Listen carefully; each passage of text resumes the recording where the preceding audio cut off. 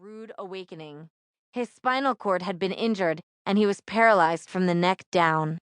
In all likelihood, he'd never walk again, much less jump 13,500 feet from a plane.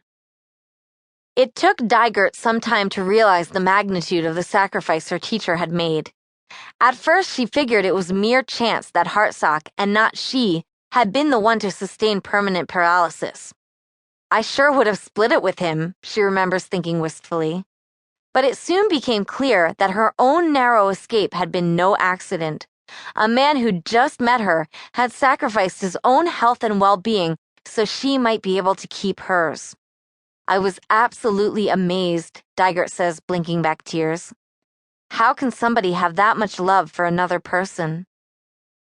The question that still preoccupies Dygert is the same one that echoed in so many people's minds after the story of Hartsock's feat went public. Why? Why did Dave Hartsock, going against every self-preserving impulse that must have screamed through him, propel his body in a direction that he knew would put him in harm's way? It's one thing to talk about putting your life on the line for someone else, but it's quite another to actually do it, as Hartsock did. As Mike Guise did when she hid Anne Frank and her family during the Holocaust. As Wesley Autry did when he jumped off a New York City subway platform in 2007 to save a man who'd stumbled onto the tracks. How can someone have that much love for another person? Enough to put that person's well-being and survival ahead of their own? Traditionally, we have turned to the realm of the sublime to address questions like these, to deep moral contemplation, to the practice of spiritual discipline. But researchers from all over the world are turning the exacting lens of science on altruism and heroism for the first time. Not only are they exploring how biology, upbringing, and outside influences intersect to produce selfless and heroic behavior, they're investigating ways we can encourage this behavior in corporations, in organizations, in classrooms, and in individuals.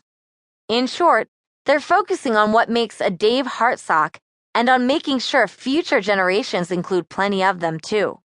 Can any ordinary person learn to build on your natural biological endowments to turn yourself into a model of selflessness and service to others? Plenty of scientists and experts are now staking their careers on that possibility. But new attempts to suss out the origins of selflessness and encourage it raise additional questions.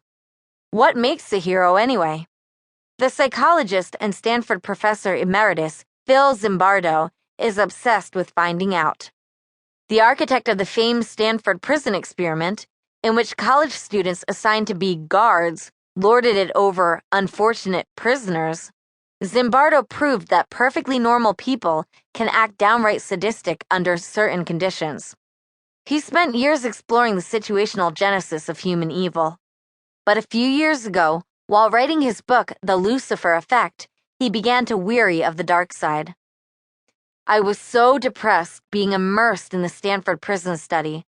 I realized I've done 15 chapters of the worst in human nature. So the last chapter is, how do we resist these negative influences, and how do we celebrate heroism? That final chapter proved the catalyst for a career turnaround, inspiring Zimbardo to devote his in-depth knowledge of human behavior to studying the origins of heroism. To jumpstart his new project, he wanted to understand what people really thought qualified as heroism, so he appealed to the wisdom of the crowd. He put out a call for survey participants on the popular blog Boing Boing and elsewhere, presenting more than 3,600 respondents with a variety of potentially heroic situations. He and his colleagues asked the respondents to rate the examples as heroic, altruistic, or neither. In other items, they rated people's behavior on a continuum from not at all heroic to extremely heroic. The situations that received the highest heroism scores in Zimbardo's survey involved some kind of high-stakes sacrifice or rescue similar to the one Hartsock carried out. About 9 in 10 responders stated that civilian fire rescuers and soldiers who gave their lives were heroic. Civilian fire rescuers were actually rated slightly more heroic than soldiers, perhaps because they